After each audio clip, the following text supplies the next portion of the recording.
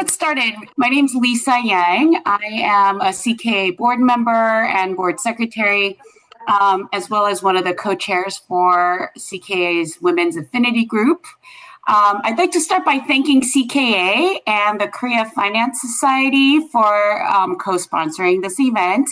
We have Linda Butcher, Vice President of CKA here, and we also have Sandra Schubert from KFS.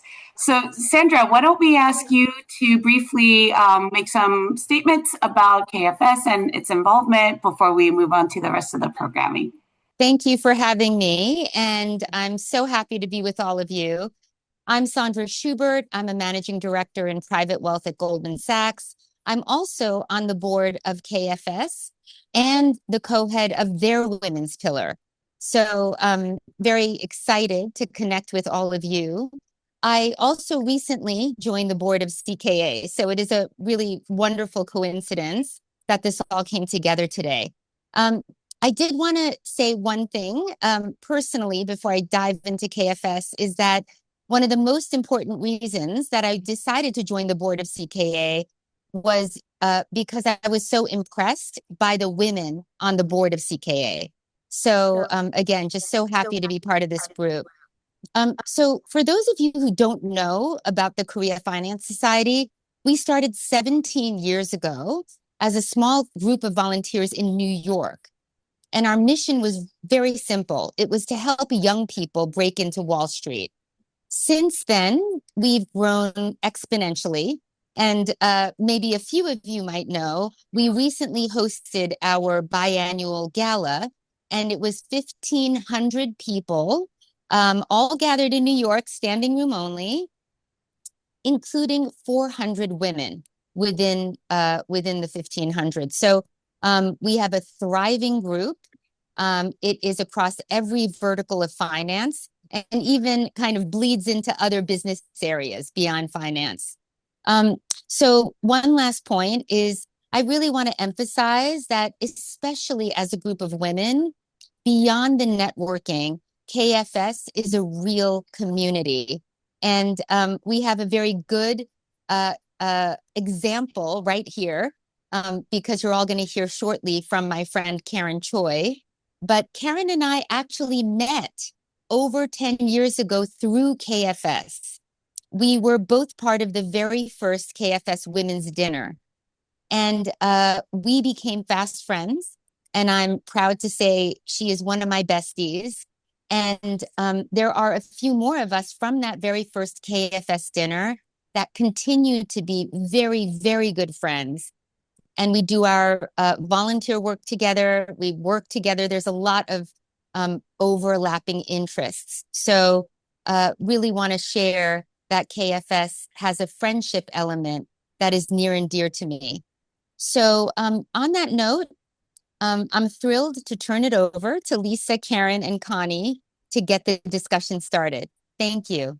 Let me introduce the Women's Affinity Group just very briefly. The Women's Affinity Group, we affectionately call WAG, is an affinity group part of CKA, and our mission is to empower and connect Korean American women leaders from diverse backgrounds and different regions to discuss ideas and plan out events for us to, empower each other, help each other grow.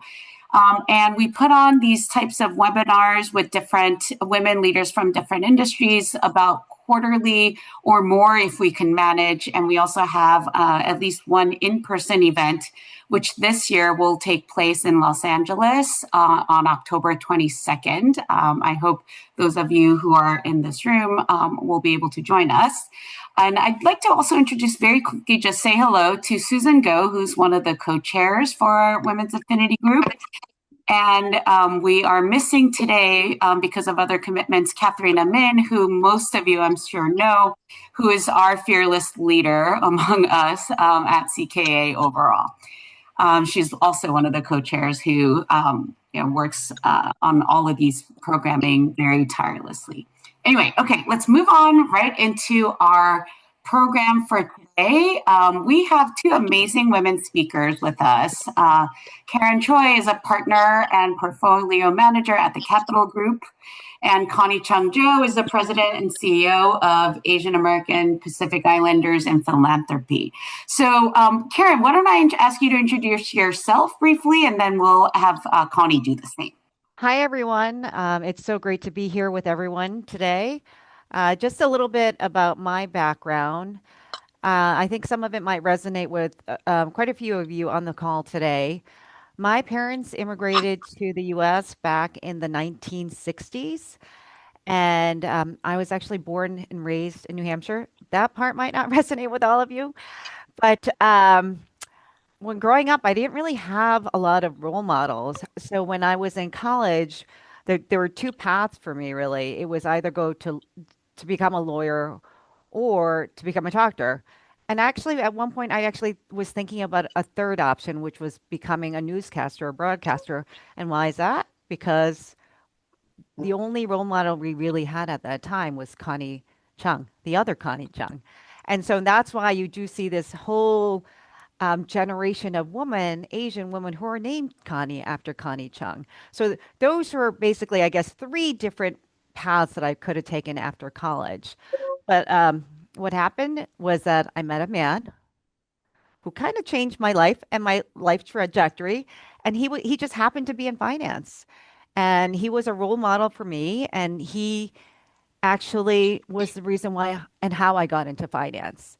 He was somewhat successful, and I said, wow, this guy is doing quite well for himself. Maybe I could do that. And that's my entryway into finance, and that's how I started off in finance. Um, and today, here I am. I'm a Capital Group. I'm a partner and portfolio manager, and I would say there was no female for me to look up to as a role model. And so that's why I'm here today to speak to all of you and hopefully show that the next generation that there could be women who are in finance and who could be senior people in finance. Hi, everyone. Thanks so much for being here and thanks so much for having me. So my background is my parents also were first generation immigrants who came to the United States. They came in the 70s. Both my parents came, from very poor families. They had both originally been from North Korea and were refugees. Who had gone to South Korea. They were both very fortunate to be able to get educated. And my mom tells this story about when my parents went to Yonsei and they were in medical school. Both of them got in with scholarships, but my mom was one of maybe, I think about 10 women in a class of over 100. Um, and so she had sort of, when it came to the dating game, she had a little bit of an advantage.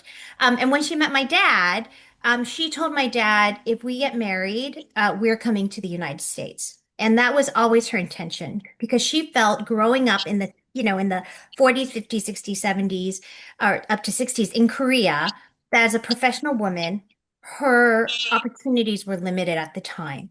And so she felt that the United States provided opportunities for her that she would not have otherwise in Korea. And I think things have changed a lot, but I think that was the orientation of why she wanted to come. She came to the US and my father as well. They both got married, and I was the first person born in my family in the United States. And now we have many family members through family sponsorship, and then other people having children that now live here in the US. Um, my professional background is I am by training a lawyer. I had gone to undergrad in LA at USC, and I had some bright-eyed, bushy-tailed notion of I wanted to do something that was helping the world, and I had no idea what that meant. And I had some vague idea that maybe a law degree would help me do that. There were no lawyers in my family or anyone I knew, but I just thought that that would give me a tool for advocacy. And I thought it would give me a little bit of a safety net as well. It's kind of an expensive reason to kind of have a safety net, but at the time it kind of made sense to me and I wasn't ready to go out in the real world. I ended up going to law school, and while I was there, my third year of law school is when 9/11 happened. I was living in DC. It was a very profound impact seeing what was happening with sort of the and religious discrimination and some of the civil rights violations that I saw at the time. And I decided, well, I had originally not planned on practicing, but I was like, if there's ever a time to use a degree in law, it would be now. So after law school, I got a job at the ACLU of Illinois. I was drawn to a case involving a Asian American woman of South Asian descent who had been strip searched at O'Hare Airport because she wore a hijab because she's Muslim. And while I was there, I got a whole wide range of issues I learned about. I learned about First Amendment free speech. I learned about police accountability, immigrant rights, reproductive rights. It was kind of an orientation to social justice issues. I came to LA after 2 years in Chicago because it was too cold. And back here, I started doing fair housing law, so housing discrimination for free legal services. And after practicing law for a few years, I was like, I don't really like being a lawyer. Like, I didn't like the day-to-day litigation. I know, Lisa, you're great at it. It was just not my cup of tea. So I got out of it. And I also felt like I was working at these mainstream nonprofits, and never did I ever see Korean or other Asian clients come in. They just wouldn't come into the doors. And so I really wanted to work with my own community. So I became the executive director of an organization called Korean American Family Services, or KFAM, in Los Angeles. Was fortunate to have Lisa, who was on our board, and worked there for 11 years. Loved my job. I was working almost exclusively with Korean immigrant families on issues around domestic violence, mental health, and child welfare. And while I was there, we had started the first licensed foster family agency specializing in the needs of Korean and Asian foster children to place them with culturally responsive homes. And I never thought I would leave until 2020. I ended up getting an opportunity to go to Asian Americans Advancing Justice Southern California, which is the largest legal service and civil rights organization in the nation for AAPI communities. And at first, I had no interest in taking this job and following the founder, Stuart Quo. But what happened was we had this period of racial reckoning. We had the rise in anti-Asian hate. We had the murder of George Floyd. We had Black Lives Matter. And I felt this pull to come back into civil rights and social justice. And so I worked there for 5 years. It was a lot. We had the Atlanta spa shootings while I was there. We had the Monterey Park Lunar New Year shootings, and our organization led the Victims Fund at the time. And then the first half of last year was a lot of our impact with ICE and immigration in LA and Orange County. And our clients were mostly immigrants who were getting legal services. And we had federal funding, and we had DOGE, and there was a lot working in nonprofit. And so 7 months ago, I took a job at APIP, which is a philanthropy serving organization specializing for Asian American, Native Hawaiian, and Pacific Islander communities. And here, my role is to help bring funding and resources empowerment to Asian American, Native Hawaiian, and Pacific Islander communities, but from within the philanthropic sector. So I'm advocating from within the sector and also convening folks who identify as ANHPI from within philanthropy, and have been doing this now for 6, 7 months, and still kind of new to the role, but really loving the opportunity.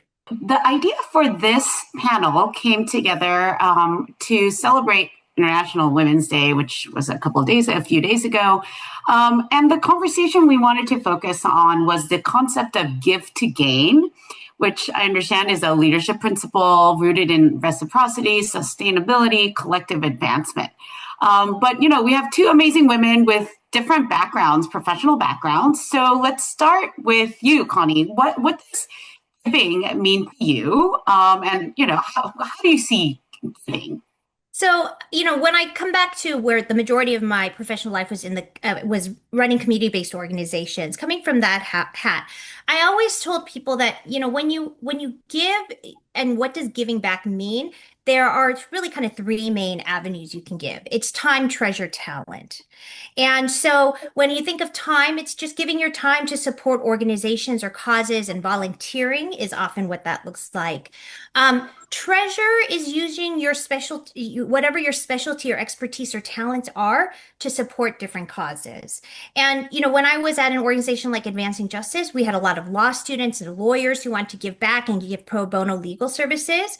But also, we were looking for volunteers who didn't have a legal background, but actually would fill in the gaps of things we didn't have. So I needed folks who knew AI and tech and marketing and advertising, things that we don't have in-house. And so, but folks who are just passionate about those issues or social media. And so it was often asking people to give their treasure and give their talent and things like that. And then treasure is really resources and funding. So whether that's donations to directly to the organization, sometimes it could be in-kind gifts. So some folks would not necessarily give direct money, but they might have, they might work at a company where they could give some sort of materials or goods, or maybe they could give free ad space, different things. So those were kind of the three main ways that, I always encourage folks if they want to support community and especially do that through nonprofits, those are going to be your three main avenues. And even with that, you can think about in different types of roles you can have. So you can directly volunteer for a nonprofit and do it that way. A lot of times it's by being on a board, right? Find the board of a nonprofit or an organization that you are passionate about or the cause that you're passionate about. That's often the most structured way that you can give your time, talent, or treasure to a nonprofit as opposed to something more ad hoc. And there are a variety of other ways, but it's almost boundless how you can give. Really, the most important thing is to just do it. Um, Nonprofits are stretched thin, especially in this moment where we've seen such funding crises and cuts and, for our community, for Korean community, what we're seeing happen to some of our immigrants is very, very challenging. And so anything you can do to just kind of support whatever that looks like for you, there is always a space for it. And I would just encourage you to do that and just give. Karen, how do you give, or how do you see people give in your world? For me, giving means a lot of things. And for me, having my first child was transformational for me. And it really changed how I thought about the world, especially since I had a daughter. And so that was when I really looked at the world very differently and thought about what I need to do as a mother, as a woman, and what I needed to do to make it better for the next generation. So literally, as soon as I had my daughter, I was just thinking, I don't want my daughter to go through a lot of what I did, right? Even my first job, 진짜 힘들었어요. It was very hard and difficult. I was the only woman. They nicknamed me the widow because I wore black all the time. But my other nickname was librarian because I was so quiet. It's really hard for people to believe, but I'm an introvert. So it really takes a lot of energy for me to speak and be on panels. But I think it's important for people to see that there is someone like me out there. So that really changed my entire way of thinking about giving. I did, start being involved in nonprofits. I'm on the board of the New York Women's Foundation, which is the largest women's foundation in the US, the second largest in the world. But it really, like Connie said, it made me take action, not just sit there, but do whatever I could, whatever I can to make a difference and make an impact. So if I think about all the ways to give, it could be just mentoring someone, taking that call for a woman from a woman or someone in the AAPI community that before I really was very choosy about like who I wanted to spend time with and who I wanted to support. But now I'm much more open to things like that. And I would say speaking up more. That was very difficult. But I did realize I was the only woman in the space. If I didn't speak up, like who is going to speak up? And so, I myself changed my actions. And also in terms of standing up for people, advocating, supporting, and amplifying them. I thought that to me was also very important. And so when there are a lot of times where I see that there is a need to do something, I try to take that action. I've supported female writers. I've hosted book events for them, and I've posted on media, social media, et cetera, so that they can get even, a greater audience attention, etc. So I just go to places where I don't see people like myself and where I think I can make a difference, even however small it is. So that's kind of how I think about trying to give and giving. The concept is by giving, you're also gaining something, right?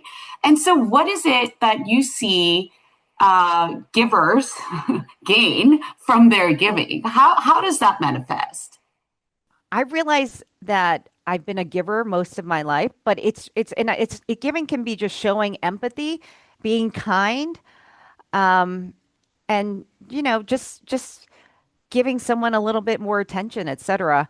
And it does come back to you full circle. And it surprised for me. Has surprised me in different ways.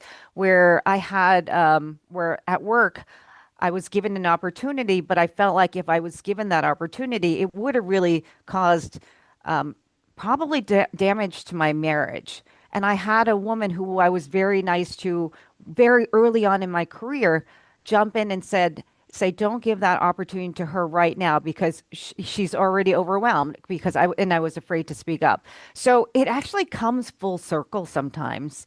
Um, I would say even mentoring someone in particular, I feel like it can go two ways. I've mentored many young women, but I feel like I'm getting sometimes even more from them, and I'm learning things from their perspective. I'm learning things that I should be more open to, and I'm being challenged, and I'm being more flexible because of the mentorship I do to the next generation. So you gain in so many different ways that you might not even think of at that moment in time that you are giving.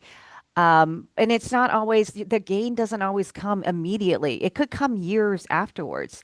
And so give to gain, I think is just if you produce, if you I would say I try to do a mitzvah every day, which is basically do one good act every day. It does come back to you and it doesn't necessarily directly, or sometimes it's indirectly too.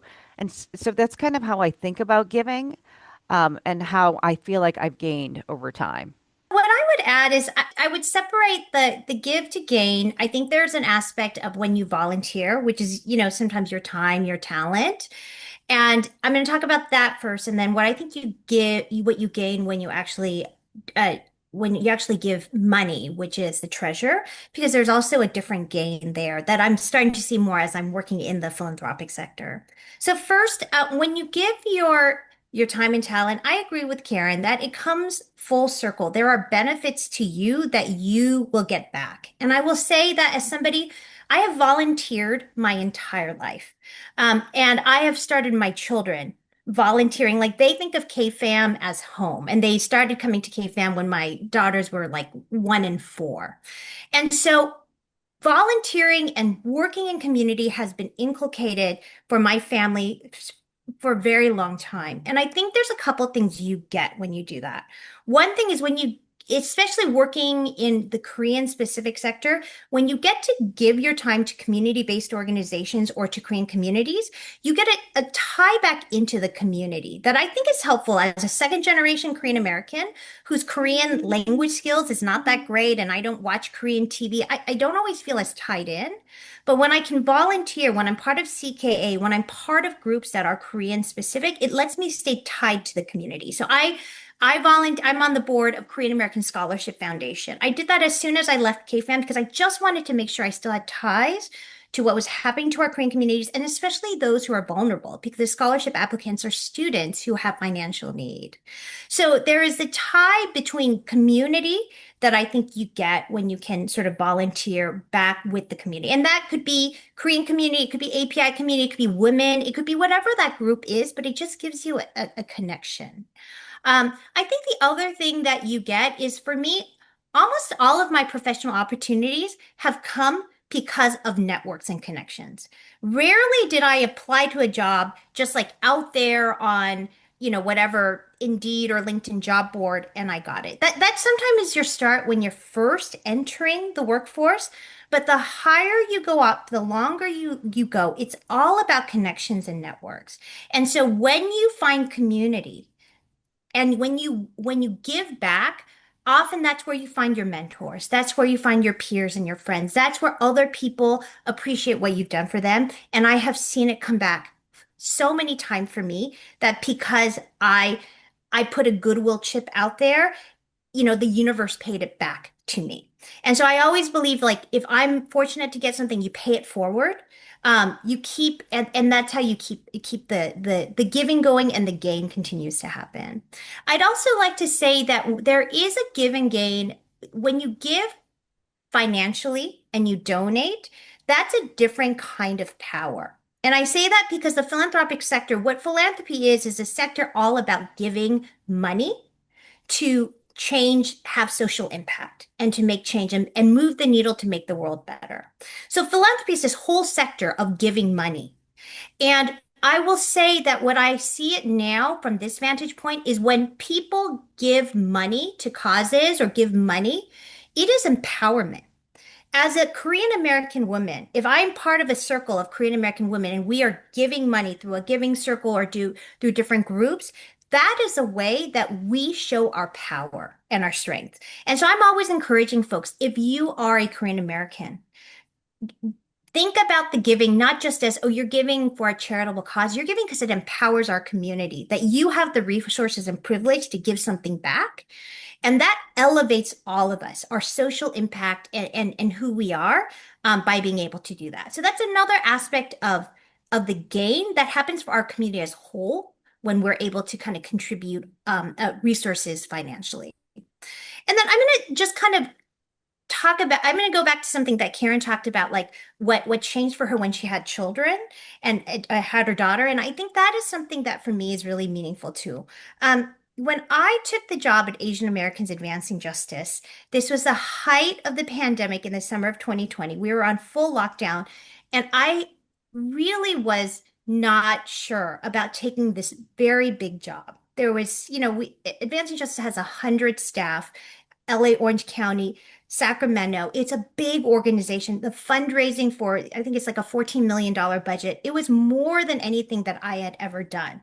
And I did not know that I wanted to go back to that and follow someone like Stuart Quo, who is the founder, who has a MacArthur Genius Award. And like, I am no genius. And I was like, what am I doing taking this role? But what happened was I thought about the fact that we were at the height of anti-Asian hate, that we had just had the murder of George Floyd, that there was this period of racial reckoning. And I thought to myself, what was it going to be like for my children and my, grandchildren when they get to that AP US history class and they open that chapter about the pandemic, and guaranteed every US history book in the future is going to have a chapter about what happened to our community and the Atlanta spa shootings and the anti-Asian hate, George Floyd, Black Lives Matter.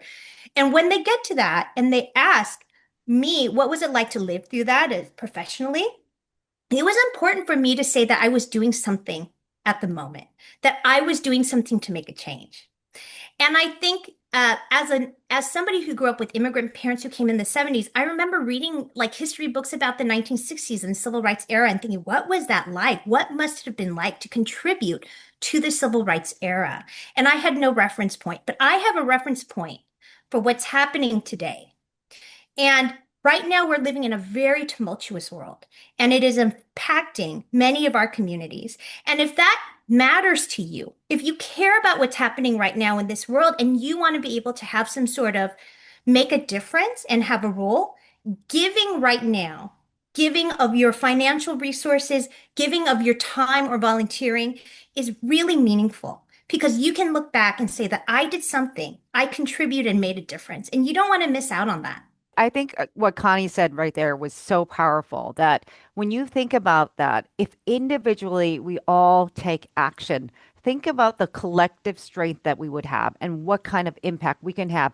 And it's not dollars, it's everything in combined. If like we all speak up for someone, we all donate a little bit more. If we all take some sort of action and volunteer, just think about what kind of impact that would have. I mean, I think it would be tremendous, right? And so I think that is something that I would just continue to tell everyone that you are all empowered to do something.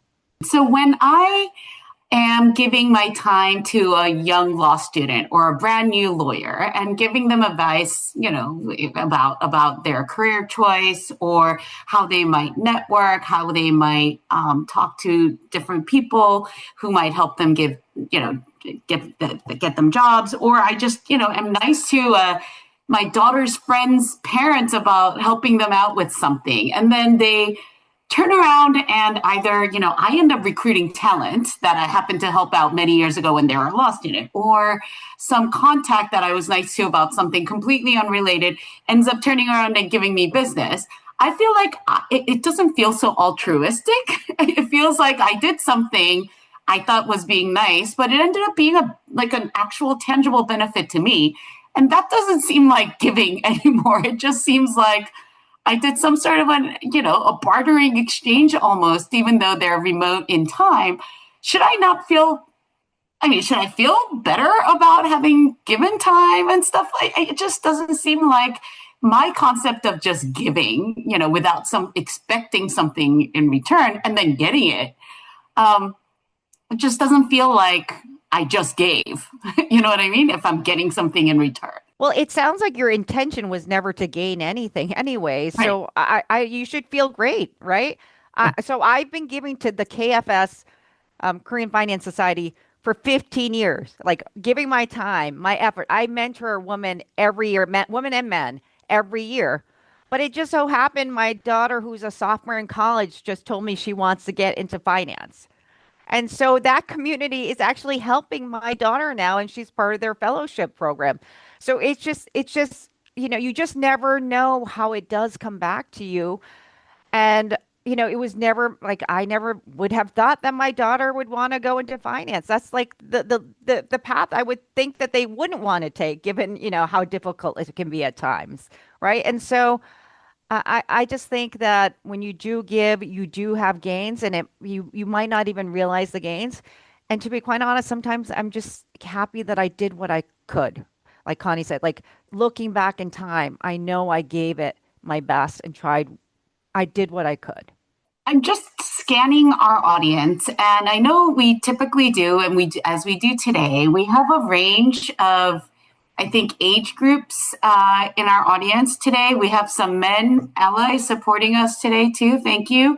And we have, some young, very young looking folks in the audience, as well as, people further along in their careers and lives. Can you give some examples of what the youngest among our audience could do? Maybe without a lot of resources, maybe without a great deal of expertise in their fields. Maybe they don't even have chosen fields yet. What can they do? You should volunteer. It is not only just good that you're able to give back, but really, I do think it does help you with finding community, extending and expanding your professional networks. It helps you if you are a young person, you're not sure what you want to do. And I was certainly a young person who did not know what I wanted to do.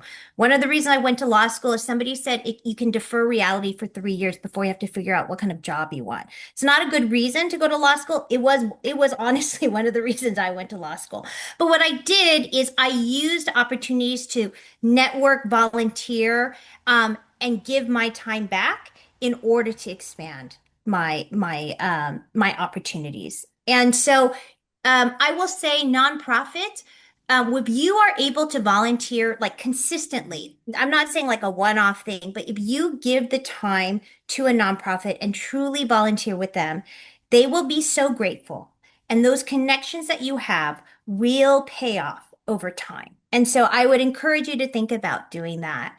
And I think for young people, I think you should explore. I think you should try lots of things. Try different areas. I don't think anyone has one singular area of work that they're passionate about. I mean, some of you might, but I think a lot of us, we're kind of all over the place. We had different passions and interests. And when you give your time and volunteer in different ways, it is a way you can dabble and see different areas of your professional work and think about what you might want to do.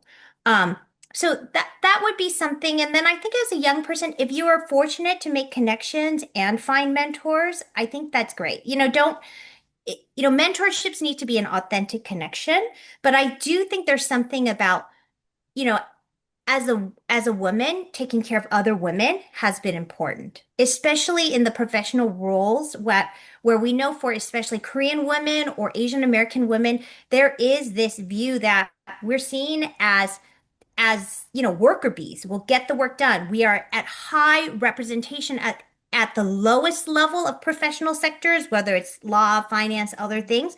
And the more you go up to what people consider leadership material, we don't make it to the same level with sometimes. And I think there is that bamboo ceiling and that glass ceiling, and it's a combined ceiling for us. So women professionals who made it ahead, we often have to help provide the ladder to help facilitate that road. And so I think when you're able to connect with somebody who can provide that mentorship or support to you, and you find those kinds of connections or those groups, like this is, take advantage of it. There's always someone that's going to be behind you and whatever that you do, or someone younger. So don't forget to reach down and continue to pull those people up. There's someone on the KFS executive board who said when someone reaches out to her for help, she actually assigns them three people to call afterwards so that they can reach out to help. So I think that is important because there are some people that I've met over time that just take and then they never give back. And so it's important for us to continue the cycle of giving back. So I think that's one. Number two, I would say educating yourself on issues.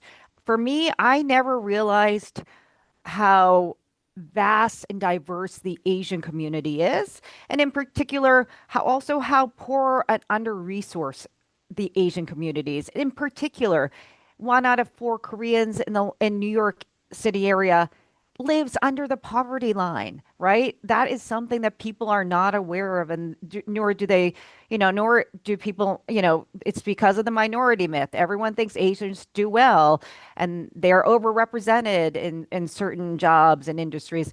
But when you actually look into the numbers and actually know the facts, that's powerful, and that's powerful for you to like stand up in a meeting to make sure people correct people and say, hey, no, the Asians are not getting hired. No, they're being under resourced. No, they do need help.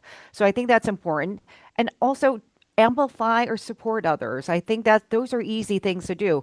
Like if I teach my daughter something about the Asian community, she actually makes sure she tells her friends, right? And so that's like and she's, 11 years old and she's just finding out about this. She's like, "Mom, I didn't know there were so many poor people, so many poor Koreans in the New York City area." Yes, there are, honey. Like you make sure make sure you're aware of it. And also, and then now she feels a little guilty about everything now, but now she realizes what is going around in her community, right? I don't know if this is an experience that's exclusive to me. I doubt it. I didn't grow up in the United States. My family immigrated to the US when I was 10 years old, almost 10 years old. And my parents were busy, trying to make a living and support me and my sisters. That I didn't see a lot of what I view today to be a lot of giving growing up. Was there some catalyst, in your communities, do you see a change in that generally, like among Koreans? I mean, I know that Koreans traditionally always gave, to churches, right? Generally, I know that that's a very widespread and, over a very long period of time. But that was maybe about the extent of what I seen growing up. But these days, that's changed a lot, right? And how do you think we've changed, and why has that changed? And how can we continue to kind of promote more giving than what I think I grew up seeing? Working in the philanthropic sector, which is all about the professionalism of giving, what I see in Korean American, and this is true with other Asian American communities where we're a relatively newly immigrant community, most of us are, first, second, third generations in, is that the first immigrant generation, they come here and they're trying to survive. Right? It's hard, even if you have education, even if you have some support network to survive in America as an immigrant. And I think our parents' generation, my parents' generation, which is the same as I think yours, Lisa, it was just about survival and how do we make it in this country. There was not the luxury of thinking about giving in this larger sense. That being said, our Korean parents did. They gave to their churches. They did their hungum every week. A lot of them still give to missionaries. Some of them would send money home to their motherland in Korea for, education or orphanages or whatever cause they had. And we had a form of giving in Korean community called, tae, right? Which is in my mind what like a donor circle is. Everyone chips in money into this circle and but instead of take turns of the individual person taking the pool for themselves, a donor circle, a giving circle is everyone chips in money to a collective pool. And then as a collective group, you decide, I'm going to donate that collective pool now to a cause. We're going to give a donation to a specific community organization. And I love giving circles because I think what it does is it democratizes philanthropy and it normalizes it in a human way. You don't have to be Bill Gates or Warren Buffett to join a given circle. Some of them are, $50 or $100 or $500, but collectively, if there's 100 of you giving that amount of money, that's $10,000, $50,000. I can't do math, but do you see what I mean? And then that is a way to give money, right? And then um, you're also getting to see what are the organizations and causes to support. Because with things like giving circles, they're not these aren't $100,000 grants. They're often like $5, $10,000 grants, but they're going to local organizations who otherwise often lose out on that kind of funding. So it gets deeper into the community and it gets you to know what are the organizations. So I think that's something that we're seeing in our generation is things like giving circles and also this understanding that giving is more than charity. Charity is, I think, comes from a place of almost like pity. Sometimes it's like, oh, that poor person, I need to help them out because they don't have enough. When you give in philanthropy, the thought and the idea is I'm investing my money into something to have long-term impact, and it's a form of empowerment. Right? We are empowering our community to take care of ourselves. When you see organizations like, Korean American Community Foundation in San Francisco or in New York saying, we are not going to sit on the bench and say other people are going to take care of us in our community. We are taking care of our own community. When the Women's Foundation said, we're taking care of women and uplifting women, it's women uplifting women. And I just think going back to what Karen said, if everyone got involved, think of all of the Korean American women who are part of CKA or WAG, it would be if all of us contributed in a collective way or organized, think about how badass that would look for our community, what it would look like for Korean American professional women to do that. And so it's thinking differently. Think about giving as what not only you gain for yourself, which is wonderful to have, but what are you gaining for your community, your identity as a Korean American woman or a professional Korean American? There is that aspect too. There's that empowerment aspect. So I was exposed to giving as just a young person, just because my parents gave to church, et cetera. But at the same time, my family is actually very civic minded. And that itself has really changed and transformed kind of how I think about giving and supporting people, right? It's like you really have to show up. You have to show up to vote, right? That is so important. In the last probably couple decades, I've become a lot more civic minded, making sure I go to the polls and I vote. I vote for um, women. I will vote for certain types of women because I do think they represent, most of them can represent us and will represent us well wherever they go. And it just happens to be there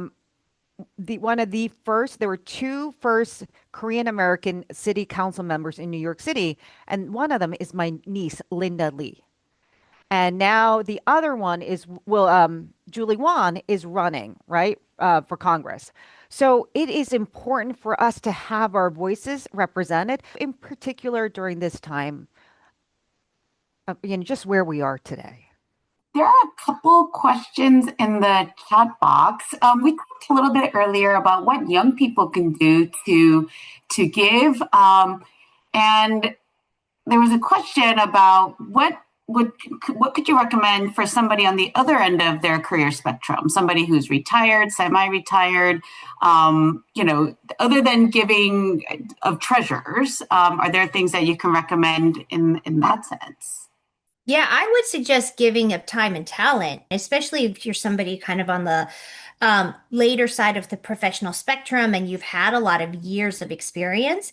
Um, in LA at least, there's an organization called Executive Service Corps that are for professionals who have now retired and they want to volunteer and give back. And I know I was able to get really highly skilled, CFOs to help me at, think about our nonprofit budget. Because when I started as an ED, what the hell did I know about a budget, And so having somebody who was like a professional accountant or a professional finance person volunteering and to give their time was super helpful. And so I think if you have a skill set in some area and you can volunteer, you don't have to necessarily do it at an organization that you can be at an organization like another financial organization, but you can also do it at another organization that might not have those, that might have gaps and give your time that way. And I think there's just, um, I think as folks think about retirement, I think there's this benefit to thinking like, how do I keep my mind busy? How do I keep my body busy? How do I stay active? And I don't think you should wait until you retire. I think you should start thinking about those things before you get to that point. I think even at your busiest not time in your life, you have opportunities to think about making those connections. But certainly as you get later in life and you have more time, having trying to create those pathways to continue to volunteer are very helpful. My mom passed away a few years ago, but one of the things that I was really proud of her for in her later years is stuff that I hadn't seen her do when I was much younger, but in, her later years, she happened to be an English teacher in Korea. And so her English was actually quite good when she moved here and, spoke it every day. And so she used to volunteer translate at different events for, the Korean community. And even without like a professional specialty other than being bilingual, she had found a way to work with a local Los Angeles-based nonprofit called Center for the Pacific Asian Family, doing a public service announcement in Korean. So here's this like elderly ajumma doing a public service announcement about domestic violence that was aired on the local channels here, and that she didn't need any skills other than being educated on those issues, and so that kind of thing I thought was very cool that somebody who's retired or near retiring could do as well. Are there thoughts about supporting the Korean immigrant community now, given immigration enforcement? Oh, well, I think there are things that everybody can do in terms of supporting your local community organizations who are already doing that kind of work. I know there's a lot in LA here, even like bar associations who are trying to give pro bono legal advice and such. Karen, are you aware of this type of effort where people can get involved on the East Coast? Yes, this past weekend, Korean Community Services just had their gala, but one of the things that they do provide is immigration services. And then there's this incredible lawyer, Jennifer Wu, who's out there, who's been fighting for Asian victims of hate crime. And she's also been helping folks with some of the immigration issues. And it's completely obviously pro bono work that she's been doing. But there is a group here in New York that is fierce and strong, that is out there and fighting for us. So can we get some closing thoughts, Connie and Karen, as we wrap up? If you're looking for different causes and different nonprofits or organizations you can give your time to, there are one of the places you can go is Candid, which has a list of all the nonprofits. It's a very comprehensive list of nonprofits all over the country. If you're looking for Korean specific ones, there's a site called Asian Resource Hub where they have a list of different nonprofits across the country, and I'll put the link there. And that's just a way that you can think about like where might be different causes where you can get involved.